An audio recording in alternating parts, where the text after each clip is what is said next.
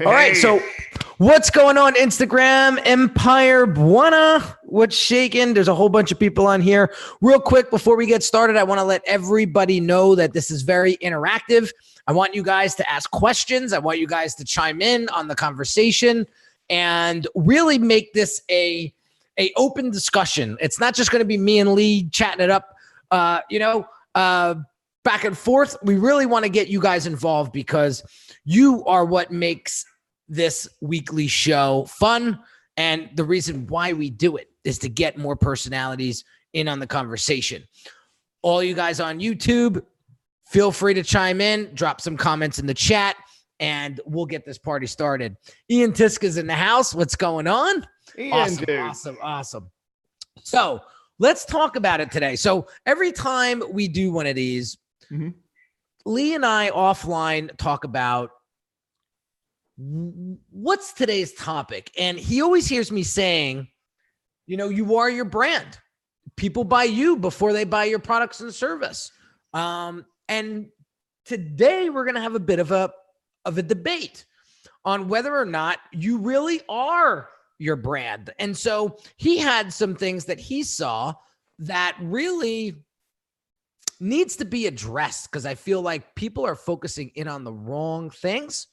And so what have you seen, Lee, over the past few months that is really disturbing? And if people don't get this right, they're going to be out of business. The idea that popularity is synonymous with success as an online entrepreneur. And I've been guilty of it myself. You know how, as well as I do, that was 8:45 at night and you hear that ding and you know that ding that means somebody liked your post and you cannot stop yourself from picking up your phone and finding that out. It's like that little dopamine hit, man. And we do that over and over and over again because we get addicted to being our brand. I've gotten caught up in this, where it gets to the point where you just can't shut it off. And, I say you're not your brand in the sense that I've really had to dial it back and go, what am I putting out there that's working, that's moving the needle for me and creating the results that I want to create for my clients by bringing them to me? And what's just freaking noise I'm using to feed my ego? Yeah. And that's what I mean when I say you're not your brand, dude. It's easy to be like, oh, I got hundreds of likes and shares and claps and applauses and whatevers. Yeah. That doesn't mean anything. Digital irrelevancy is real, people. Digital irrelevancy is real. Yes, exactly. The Watts guy, what's going on Instagram? What's shaking? He was on the podcast not too long ago, but this is very, very important to understand. I think what social media has done to us is it's made us rely on external validation. And I think that's what people are committing. These poor kids committing suicide because they didn't get enough views on their YouTube channel and Instagram likes. They only got 14 likes. So they go into this deep depression. Like that is unfathomable for me because but at the same time I remember getting caught up in that where I thought, listen, I guess that post was shit because 12 people liked it, right? I don't know. Is that real or is that not real? I mean, I think what it comes down to is we need to just refocus a little bit and start asking ourselves, are we paying attention to mastering our craft? Or are we paying attention to how popular my content is? I think if you focus on your craft, the popularity will come and the viewership will come and the following and influence will grow. And that's not something that you can do if you're constantly trying to put out a persona, 18, 20 hours a day online. I mean, that growth comes from dialing in. Yeah. Going inward and focusing on what you need to do to be better than the next person. This is a great question from VSweet5 on Instagram. So she wrote, I believe it's a she. Yes, it is. She said, what if you built your brand off of your ego? She says, I see my 20-year-old daughter building her brand from her ego. It's an interesting question. Mm-hmm. How is that sustainable though for 5, 10, 20 years? Because honestly, I mean, I talked a little bit about digital irrelevancy, but we've got to face it that we've all got a pretty short shelf life unless we're constantly reinventing ourselves, which I firmly believe we should be. Yeah. That's why my logo is a phoenix. Yeah. My concern with building your brand off of ego is this. Listen, I've done it. I remember going back. Like, so I'm going to take you guys back 10 years when I first started. Well, about 10 years. So I've been in business 13 years, but 10 years ago, my business was booming and nobody could touch me. I was the fastest graphic designer in the nightlife industry.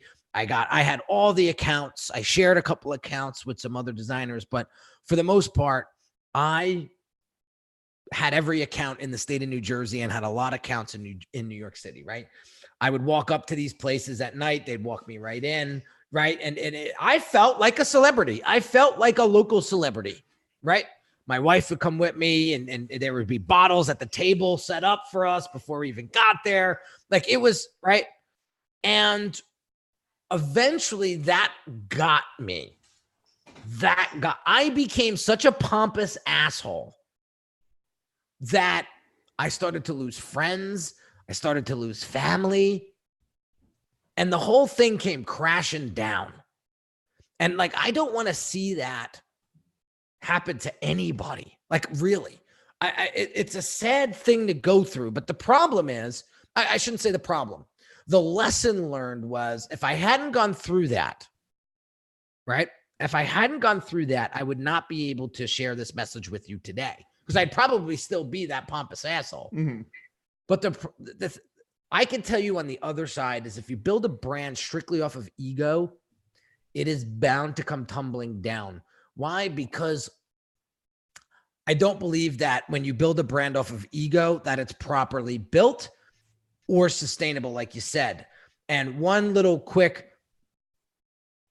whiff of strong wind, and you could come barreling down. You could come barreling down. And that's what I'm afraid of, because there's too many people, when they get to a certain point in their entrepreneurial career, they feel like they're untouchable. They feel like they're the best thing since sliced bread. And listen, we got to stay humble. We got to stay humble. You know, I'm paying attention to a lot of pro athletes these days. I have a bunch of the New York Jets are following me, and the Giants are following me, and I'm following them, and I'm paying attention to how they're posting and what they're posting and how their voice and tone is. And one of the things that's very interesting is the majority of them, now there's a few that have some giant egos, but the majority of the ones that I've been in contact with and connecting with, they are truly genuine people. And they want to give back to the community. They understand how blessed they are to be in the league. And that's very humbling. Like, I would want to be associated with somebody like that versus the cocky, remember the old, who was the one guy, Santana Moss, man. He was a phenomenal player. Can't take anything away from him from a player standpoint and athleticism standpoint, but man, was he a cocky SOB. And, a lot of people didn't like him for that. Right? A lot of people didn't like him for that. So,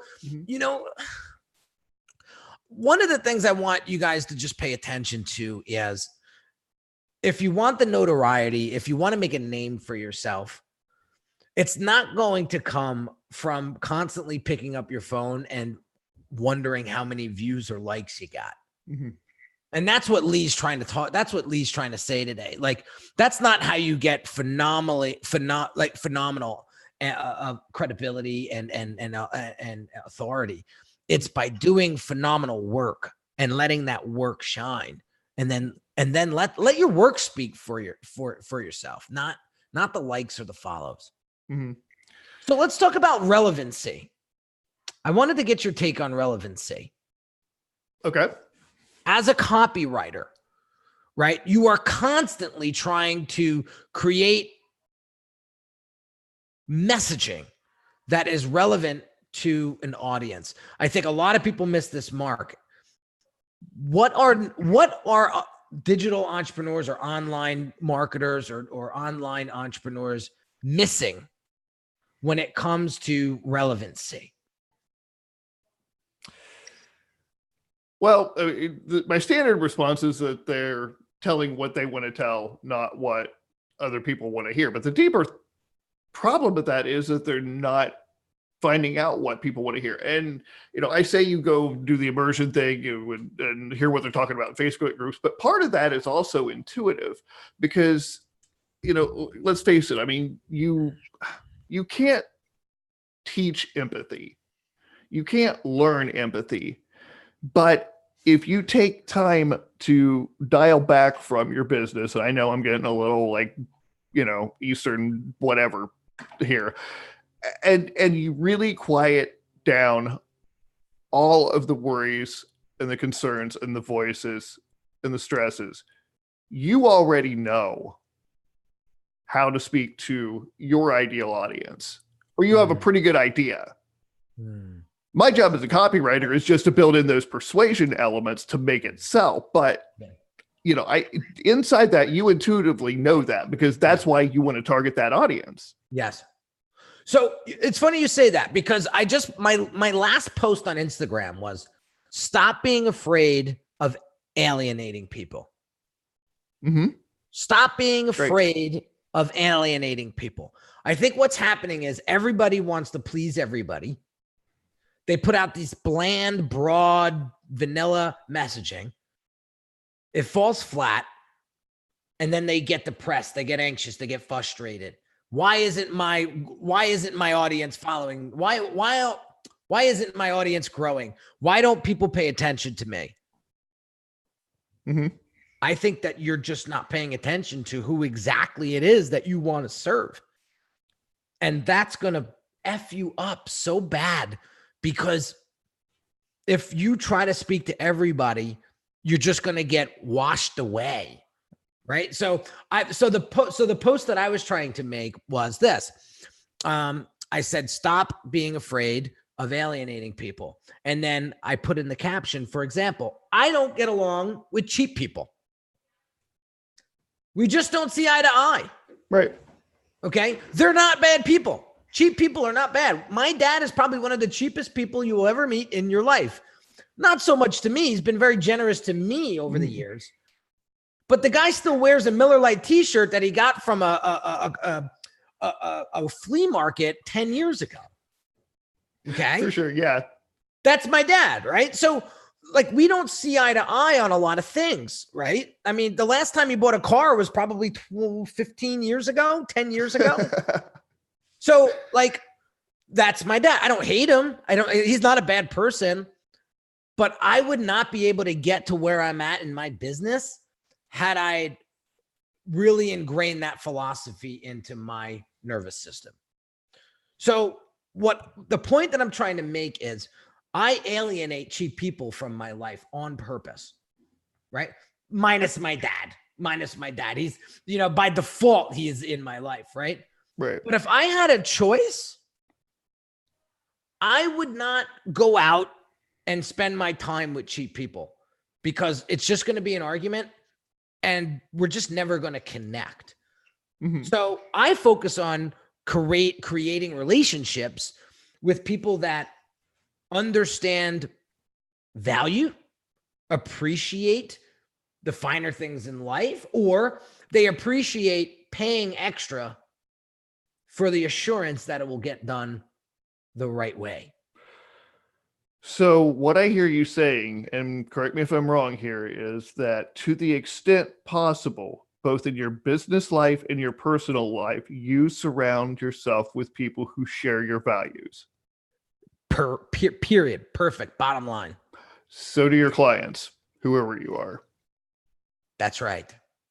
You know, that is right. And that's what I mean when I say that if you quiet down and you listen, Yes, that you already know a lot of what to say because you share yes, common values, common thoughts, common beliefs. yes. I think what people do online, and listen, this is I say people because I know I'm not alone. One, number two, when I reference people, a lot of times I'm speaking about myself. I've made these mistakes in the past, and I want to share them with you because it is going to help you tremendously not make these mistakes in the future. So I'm a pretty charismatic guy. I like to make people laugh. I'm most likely the one that's going to have more to say, but I'm actually calming that down a little bit. But I'm out there.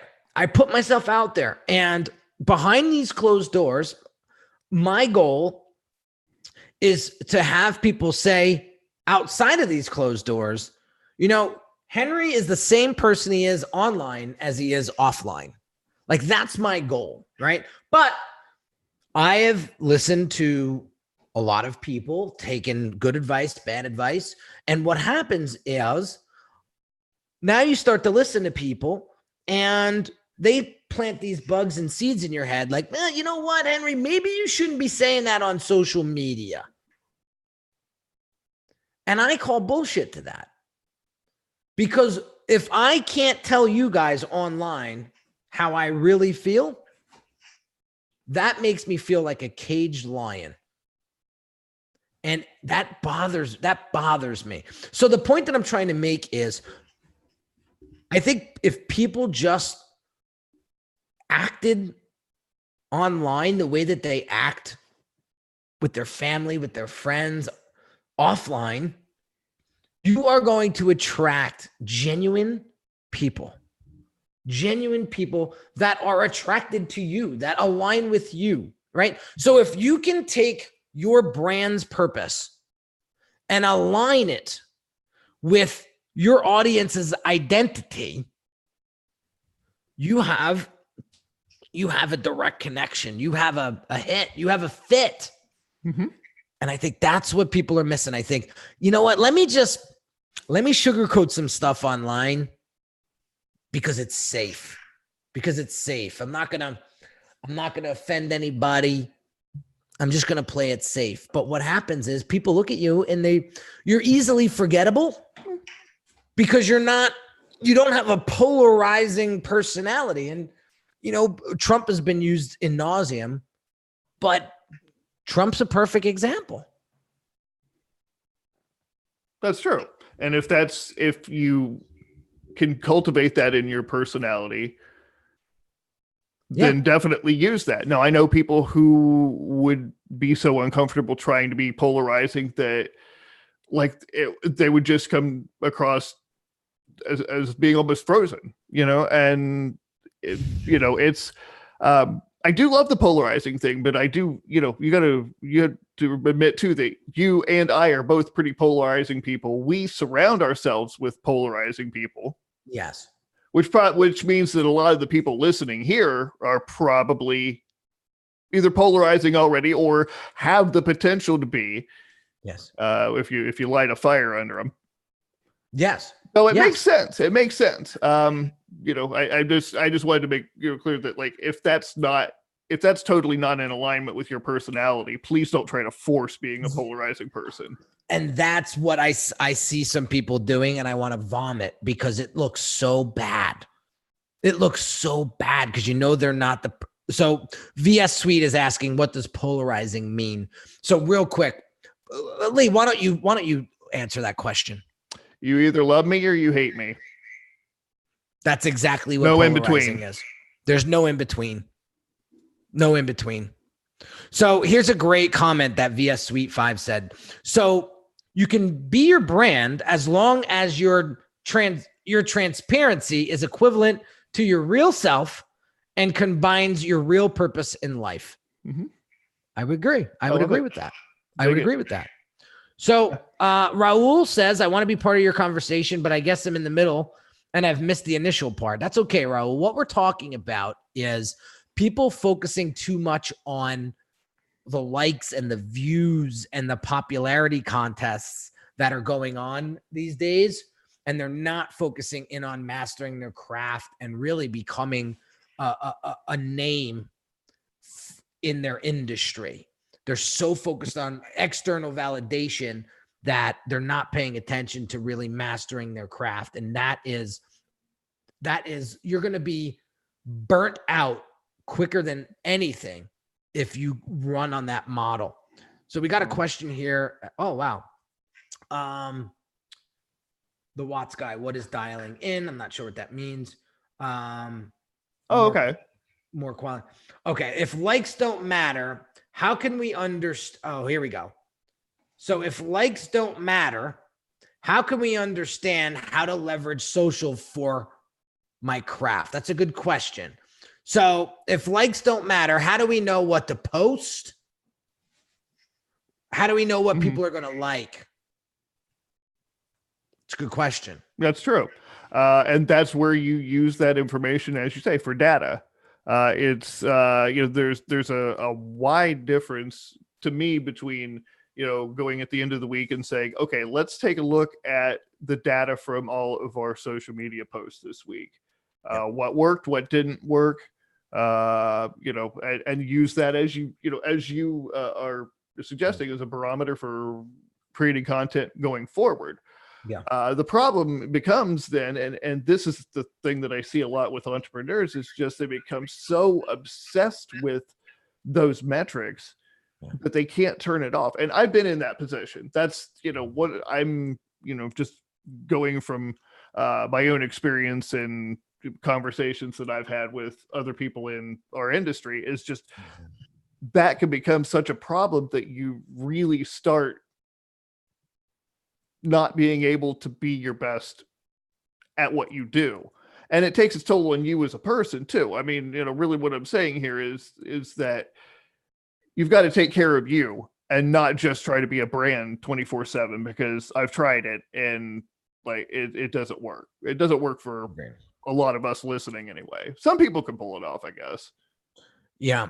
So Raul, I hope I get this question right. So he says, what's your thought on when a person wants to build a brand because he or she has a value and they want to increase that value? So my thought on that is, have you validated that value yet? Meaning, have you gone out to the market and actually tested to see if people value what it is that you actually do? So are people sharing your content, or are people buying your product or service? And if not, then I don't see you as valuable, or you're not as valuable as you think you are. The other thing that I would say is this. If you want to become more valuable in your marketplace, the biggest and best investment you can make is in yourself and in the business. So a lot of people come to my website, they come to my social media platforms, and they find me to be very polished, as from an identity, from a branding standpoint, very polished, very consistent. I had multiple brand accelerator clients tell me the reason why they invested 5 figures with me plus is because they saw what I've built and they said, I want that for myself. I want him to do what he did for himself for me. Now, if I had a bullshit looking brand, with shitty graphics and pixelated pictures and 57 different color schemes, people are going to be like, I don't want that for my brand. That shit looks horrible. Same thing when people come to me with horrible looking funnel designs. Well, if you think design doesn't matter, you're right. Mm-hmm. Because if you want to look like a spammy internet marketer, keep using the templates, keep, funnel hacking, and you will never be taken seriously. Period. Yeah, that's exactly right. That's exactly right. And, you one thing that you said that caught my attention was they want to have what I have. They want to do what I've done. Yes. Okay. And that's one way that you can convey that authority in your messaging. Yeah. And again, to the flip side of that, I don't do any of that. One of my draws is I want to work with this guy because he must be good because he gets away with a lot of stupid, Yeah. It's more just that I am absolutely who I am and I could give a flip less what anybody thinks.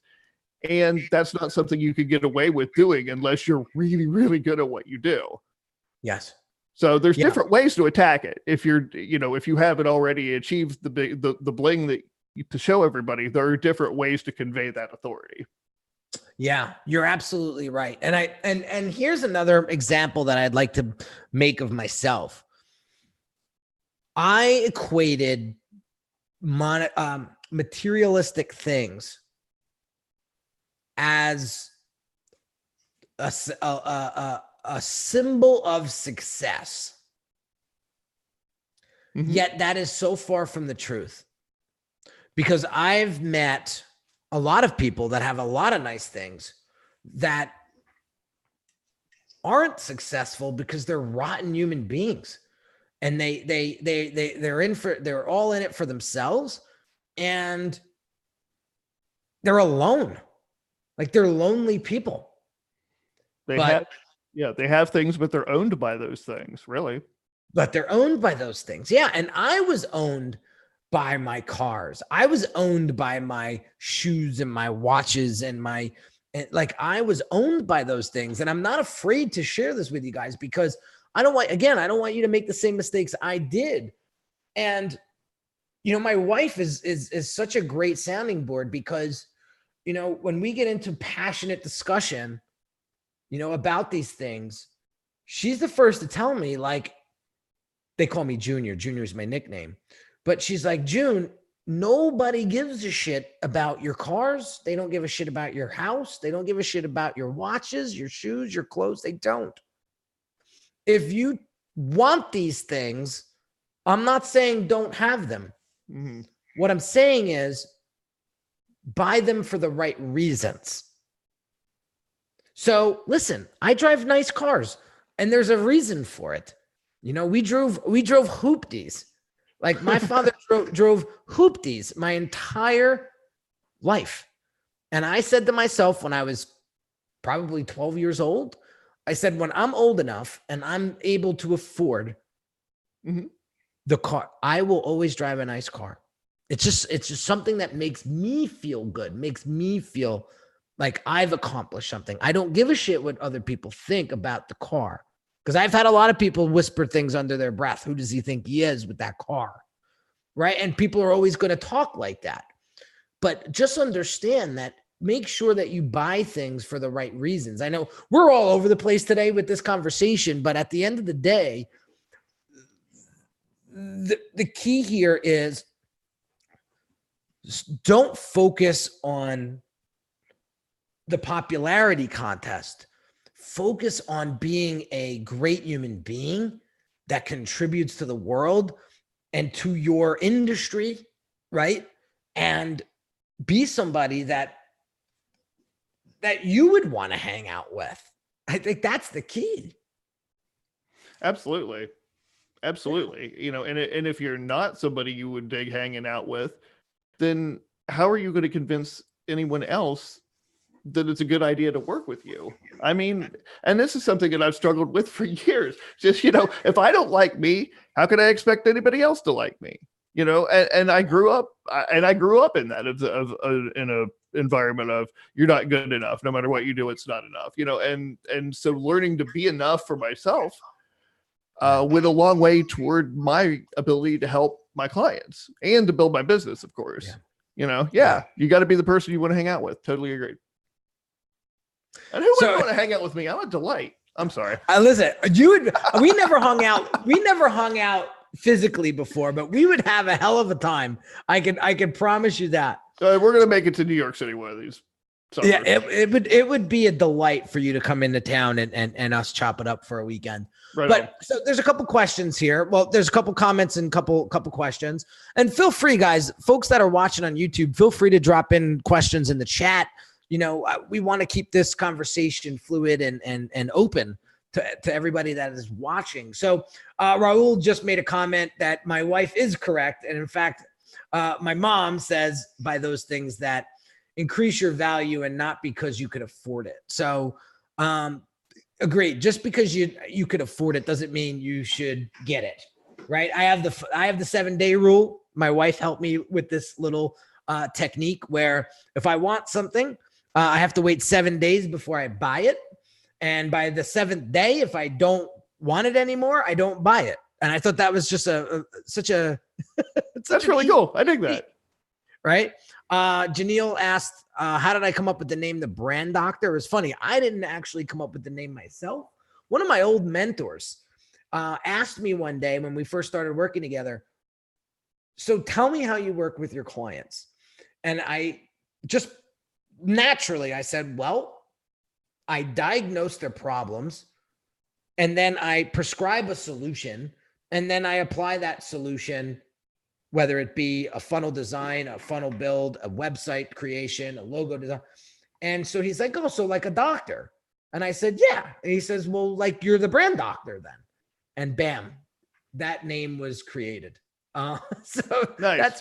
That's where the name came from. Right. But Paula XOXO, as you get more successful, you lose a lot of friends for whatever reason, envy, lack of capability, or lack of compatibility. But then you get a new group of people who actually admire you and want to emulate you. Yes, I noticed. I experienced that a lot. And, listen,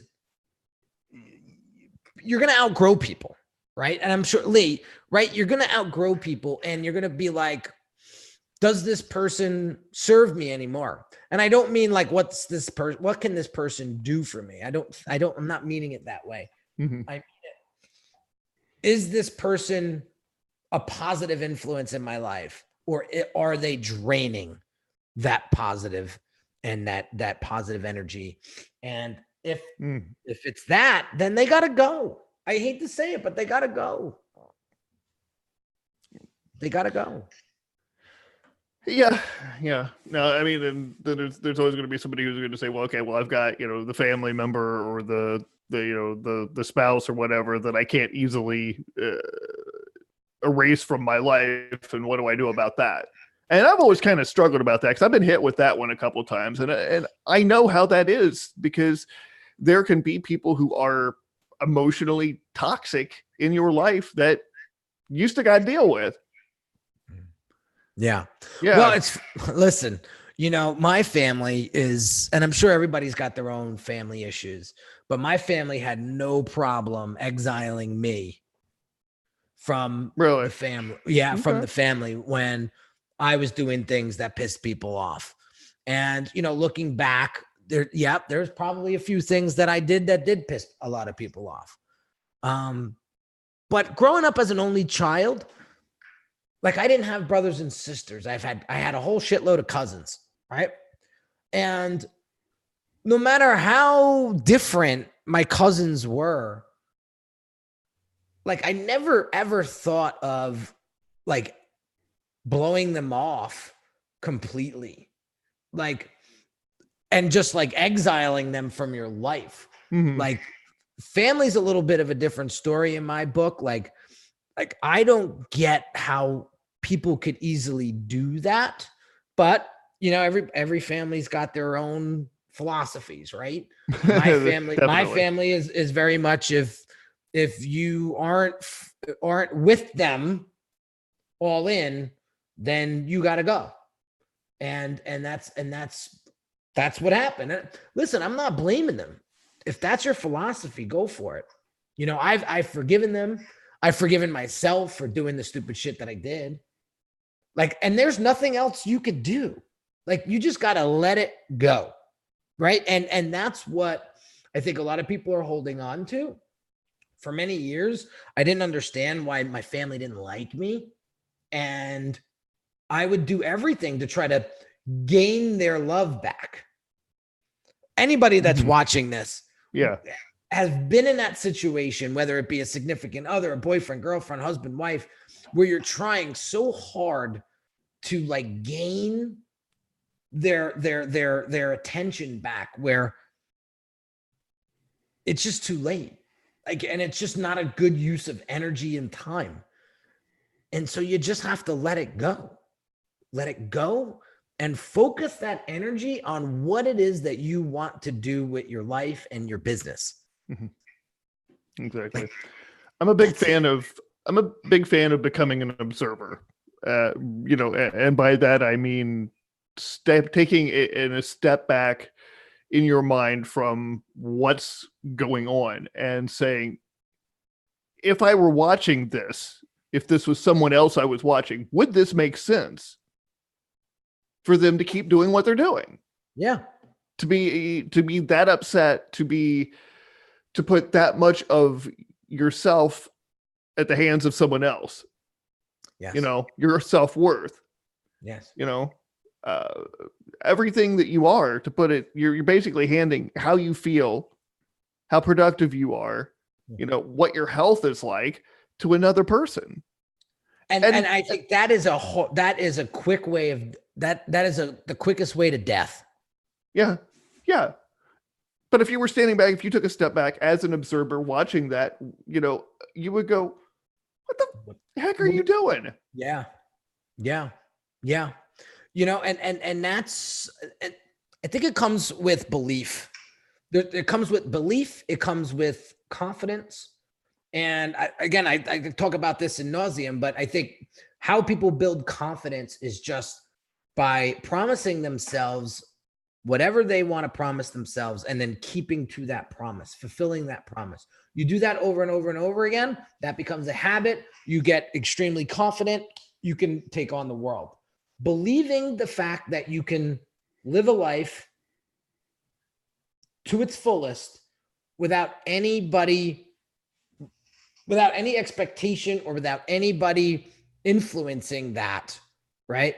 That is the sign of a very, very strong personal brand, person, business, whatever you want to call it. And I think that's what we need to focus in on. If we want a great business, if we want a great personal brand, if we want to feel like we're living our best selves, that's the new cliche term, right? Yeah. And we got to focus in on doing what's right for us, right? As a human being. I'll never forget that saying that Jim Rohn said in one of his talks. He said, I promise to work on me and be the best me. If you promise, I will work on me for you if you work on you for me. Nice. And I thought that was very, very profound. I think we're always working for the other person, and that is actually counterproductive. We should be working on ourselves because that is the best gift that we can give to somebody else. That's absolutely right. Absolutely right. The older I get, the more that I realize that is true, because your core, what you do, the brilliance that you give to others, the change you create in other people's lives, that all comes back to you. Yeah. And not some brand that you've concocted. And I don't, I think I'm totally okay with duality. So I would say that you are your brand and you are not your brand. And I'm perfectly fine with that. I know that freaks a lot of people out, but studying duality is taught me a lot about how to exist in this online marketing world without going completely stark raving mad. Yeah. Yeah. Yeah. Well, I think, again, we need to be confident in our ability. We need to be confident in our craft. And we have to have the sense of, I know what I'm doing. I'm on the right path. Everything's going to work out. I wanted to touch upon this topic. You got a couple of minutes? You got a couple more minutes? Or you're I can go till 5 or to tell. Okay. Yeah. So, couple of things. So a couple of people are asking on Instagram, what was that quote again? I'll say it one more time. So write it down. I will work on me for you if you work on you for me. That is basically it, right? So Raul is saying, can you communicate with the audience? Yes, that's what we're doing. Hey guys, would love an opportunity to speak about how I can generate huge exposure. That's a little bit too far off topic, but here's something that I want to throw out there. So I'm watching this Netflix series called How the Brain Works. If you guys have Netflix, check that out. Search for it. It's How the Brain Works. Emma Stone's the narrator, and there's a bunch of different, they're 20 minutes long, and there's a bunch of them. So it's like really easy to consume, right? And digest. And the last episode that I watched was all about anxiety. And they said a lot of the therapists and psychologists, they're using this new, it's not new technique, but they're using this technique called exposure therapy. It's been around for 1,000 years. So basically what it does, and when they were explaining this, I'm like, wow, I know I've been mentored by a few people, and the mentors that were really, really impactful used exposure therapy on me, and I didn't even know it. Huh. Basically what they did was they exposed me to my fears. And then asked me, what's the worst that could happen? Mm-hmm. Right? So I forget, the one fear was, my family, my family thinking different of me, or me embarrassing my family. And we walked through this whole thought process of, okay, well, what's the worst that could happen if you embarrass your family? Right. And we walked through this whole, and at the end of it, I realized that it's really not the end of the world. Like, you look big picture, who hasn't embarrassed somebody or who hasn't embarrassed themselves? Yep. Yeah. No, that's right. I'm a big fan of the 5 for 5 rule. If it's not going to matter 5 years from now, don't waste more than 5 minutes of your time worrying about it. That's it. Easier said than done, of course, but easier said than done, but definitely people are going crazy over that quote on Instagram. Yeah, that's really awesome, man. Just to type in Jim Rohn quote, you'll find it. You'll find it. But exposure therapy, I would ask yourself, I would challenge you guys to actually use it on yourself. When you are going to make a large investment into yourself or into your business or as a whole, right? Maybe you're buying a new house, right? What's the worst thing that could happen? I had a brand accelerator. Actually, no, they weren't a brand accelerator client. They were a one-on-one consult client. And they were going through a divorce, and they felt like the runway was super short. And when I was talking to them, right, they came to the realization that their runway was actually miles long, but in their heads, the runway was tight, right? And I was happy to see the client, after going through that consult with me, the light bulb go on and being like, and she even said it. She even said it in the call. She said, "So you're telling me I have time?" And I go, "You have all the time in the world."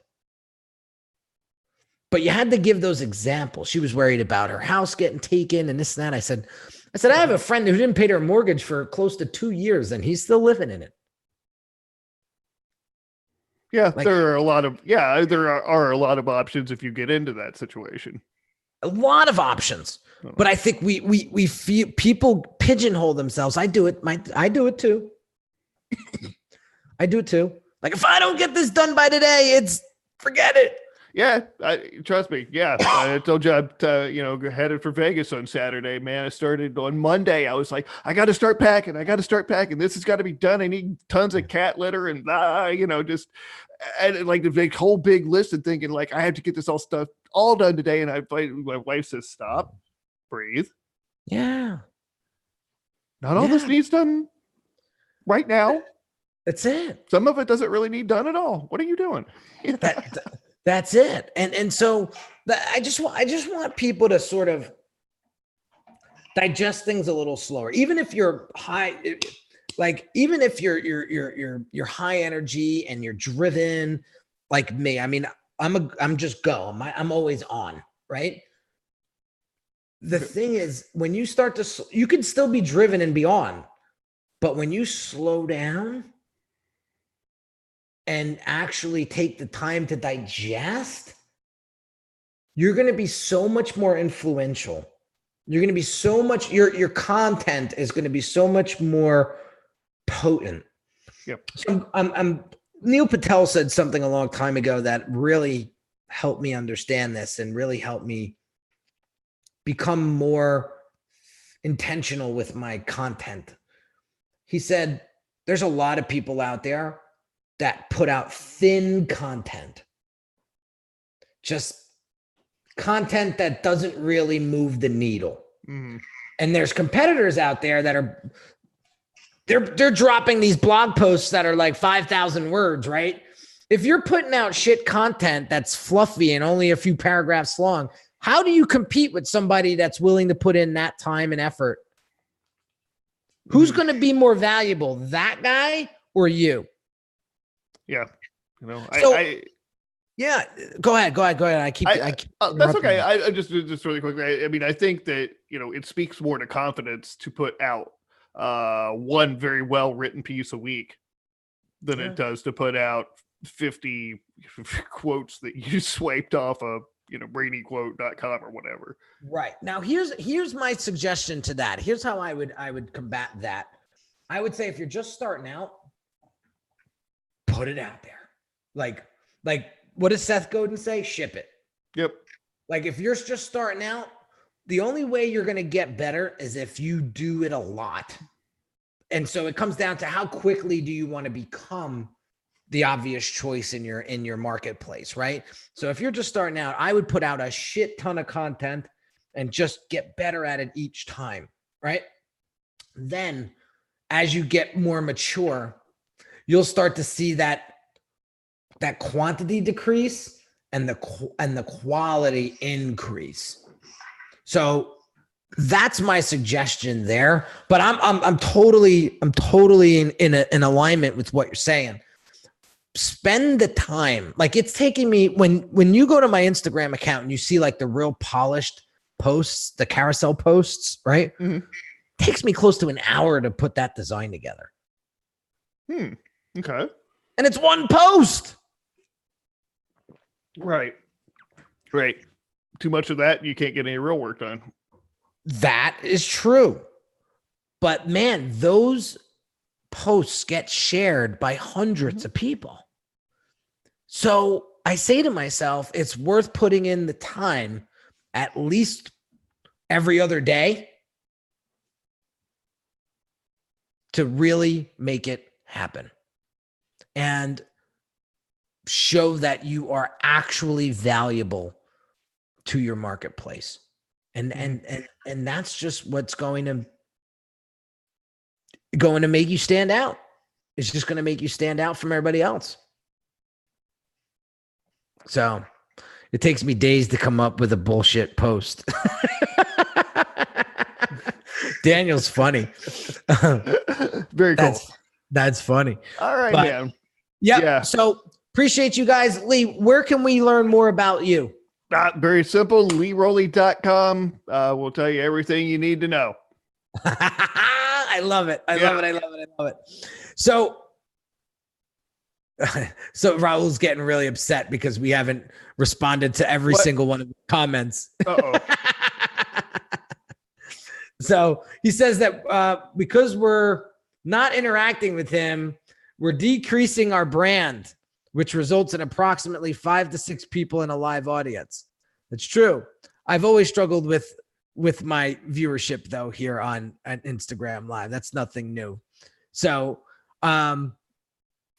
let's just give Raul some love before we leave, right? Yep. I will work. Yeah. So he's not really saying much anyway, other than that. So okay. Well, sorry, Raul.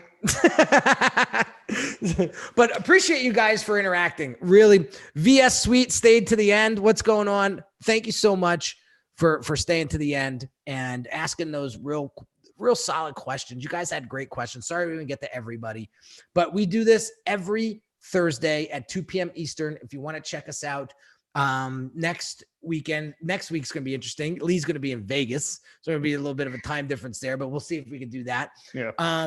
But drop some comments, drop some love, share our content. We'll make sure that we share some of your stuff, and we will keep this conversation going. Appreciate all of you guys, and we'll see you next week. Talk to you soon, guys. Bye-bye. See ya.